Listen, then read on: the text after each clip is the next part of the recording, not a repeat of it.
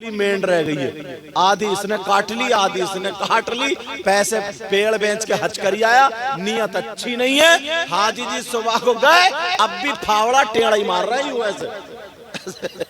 इन हाजी जी से पूछो क्या हो गया तुम्हें?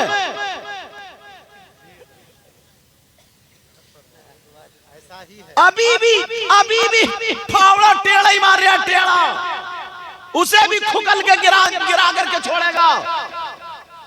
अल्लाह अल्लाह, जरा सुनो प्यारे, अगर दिल अच्छा हो तो सुनने की हिम्मत रखो। बात याद आ गई है, बात याद आ गई है, हाँ बात याद आ गई है। अल्लाह सैयदना हुजूर गौसे पाक के अब्बा कैसा मलता, अम्मा कैसा मलता। जब माँ बाप ऐसे हो तो पैदा होने वाला बच्चा गौसे पाक ही तो होगा।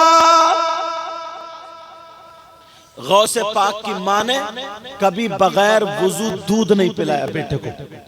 गौसे पाक की माँ जब भी अपने बेटे को वुजू वो दूध पिलाती थी तो कपड़ा ढक के, कपड़ा ओढ़ के और अंदर जाकर के दूध पिलाती थी। आज हमारी बहन छत पे खड़े होकर दूध पिला रही है साहब,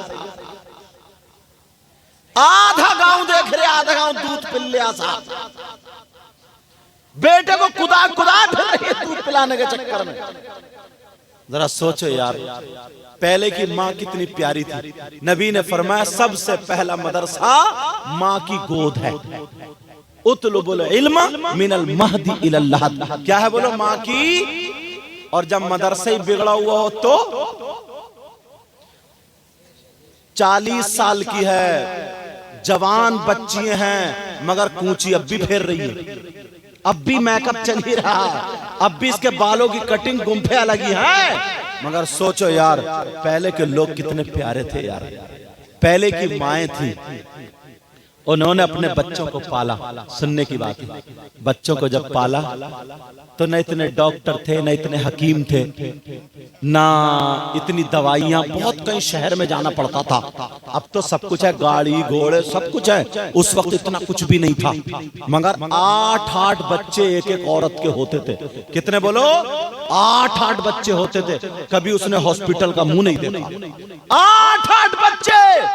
और आज बस 1 साल का बच्चा या बच्ची है, छोटा सा। पहले की माँ पूरी होती थी और आज की माँ अद्धी है, अद्धी। बताऊं कैसे? बस जैसे रात को रोया बच्चा तो ये दूध रसोई में लेने नहीं जा रही है, बावर्ची खाने में फीडर लेने नहीं जा रही है। इसने क्या किया? तकिए के नीचे से निकाला मोबाइल, लगाए मोटू पतलू और बच्चे को लगा दिया साइड से। ले अब तेरा बाप भी दूध मांग के दिखाए। अब 1 साल का बच्चा वो मोबाइल देख रहा, मोबाइल, उसकी आंखें क्या होंगी, उसके दिल की धड़कनें क्या होंगी? 2-3 साल का होता है, हाथ पांव कपकपाने लगते, दिल बेकार हो जाता है, दिल बैठने लगता है। 8, 5, 7 साल के बच्चों के चश्मे लग गए, उन्हें दिखाई नहीं देता। पुराने लोग देखो, इनके दांत देखो, फुप्पा चॉकलेट लेके आया दांत बर्बाद करने को। पुराने लोगों से पूछो कितनी नजर तेज थी, मगर अब 1 साल की वो बच्चा जो था या बच्ची, उसे क्या पता है?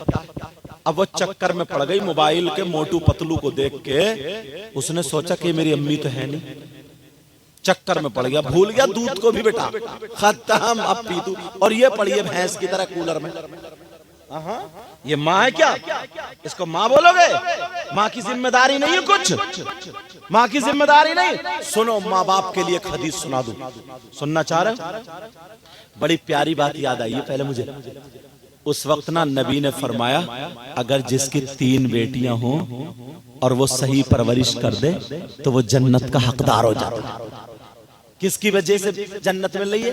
बेटियों की वजह से।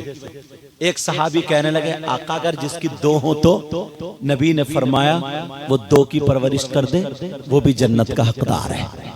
एक ने कहा आका अगर किसी की एक हो तो नबी ने फरमाया सही परवरिश कर ले वो भी जन्नत का हकदार है। तो बेटियों की वजह से बोलो जन्नत का हकदार हुआ कि नहीं हुआ? मगर ये तो अगर सही परवरिश करे तो बेटियों की वजह से जन्नत का हकदार। अब जरा हदीस सुनो, नबी फरमाते क़ाल क़ाल रसूलुल्लाह सल्लल्लाहु तआला अलैहि वसल्लम सलासा ला यदखुलूनल जन्नह अला कुली वालिदै वद्दयूस वरजुलतुन निसा। नबी फरमाते हैं 3 लोग जन्नत में नहीं जा सकते, और नबी जिसे जन्नत से रोक दे तो कोई माई का लाल जन्नत में नहीं ले जा सकता। नबी जिसे मना कर दे तो कोई पीर नहीं ले जा सकता। नबी जिसे मना कर दे कोई मौलवी मुफ्ती नहीं ले जा सकता। नबी जिसे मना कर दे तो नमाजें नहीं ले जा सकती, रोजे नहीं ले जा सकते। नबी फरमाते हैं 3 लोग जन्नत में नहीं जाएंगे। सुनो माँ बाप सुनो, कौन कौन जन्नत में नहीं जाएगा? नबी फरमाते हैं दयूस जन्नत में नहीं जाएगा।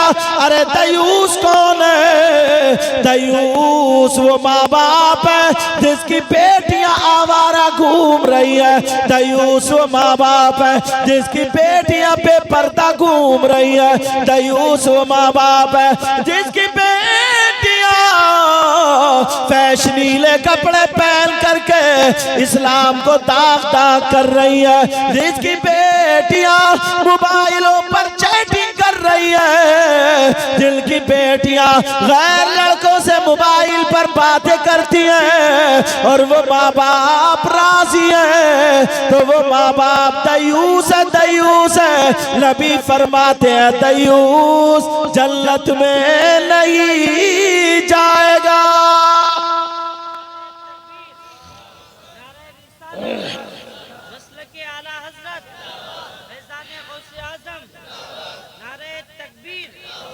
अब नमाज से पहले तुम्हें बेटियों को देखना होगा, समझे? सारे काम से पहले किसको देखना होगा? बोलो बेटियों को देखना होगा। मगर किसकी? सब मुंह फैला के मुंह फाड़ के कह देते हैं यार माहौल बहुत बिगड़ गया, जमाना बहुत बिगड़ गया। किसी ने पूछा कहाँ बिगड़ गया? तो बोले देखो ना शादी में 50 औरतें एक भी संभल कर दुपट्टा नहीं ओढ़े। इनसे ये पूछो कि ये जो आई है शादी में ये अमेरिका से आई होंगी, इंग्लैंड से आई होंगी, यूरोप से आई होंगी, अफ्रीका से आई होंगी, एम्स्टर्डम से आई होंगी, ग्लासगो से आई होंगी, कहीं विदेश से आई होंगी? नहीं, ये हमारी तुम्हारी बहन बेटियां हैं, हमारी तुम्हारी बच्चियां हैं। ये माँ बाप की जिम्मेदारी है। ये कहने से पहले पड़ोस में बाद में देखना, मोहल्ले में बाद में देखना, बस्ती में बाद में देखना, हर माँ बाप की जिम्मेदारी है। पहले अपनी बेटियों को देखे, अपने बेटों को देखे। अल्लाह फरमाता है या अय्युहल्लज़ीना आमनू कू अनफुसकुम व अहलीकुम नारा। ऐ ईमान वालों अपने आप को और अपने घर वालों को जहन्नम की आग से बचाओ। ये किसकी जिम्मेदारी? ये किसकी जिम्मेदारी? बेटा मैं समझ, ये किसकी जिम्मेदारी? ये माँ बाप की जिम्मेदारी। इस माँ को पता नहीं है मेरी बेटी दुपट्टा ओढ़े नहीं ओढ़े, इस बाप को पता नहीं है मेरी बेटी दुपट्टा ओढ़े नहीं ओढ़े। अल्लाह तुम जानते हो, हालात तुम्हें पता है। प्यारो ये मोबाइल अपनी बेटियों से लेना होगा। अगर इन्हें देनी होगी ना तो दीनी किताब देनी, इस्लामी किताब देना। किसी धर्म में, किसी मजहब में, किसी भी मजहब में ऐसी औरत नहीं है जिसने आज तक कोई वली पैदा किया हो। किसी मजहब में नहीं सिवाय मजहब इस्लाम के।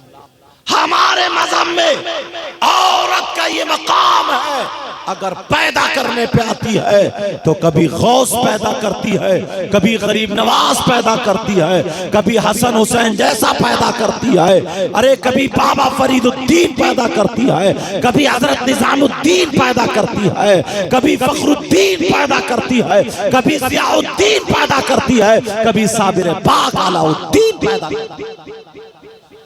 किसी की औरतें ऐसी, मगर ये औरतें कौन थी?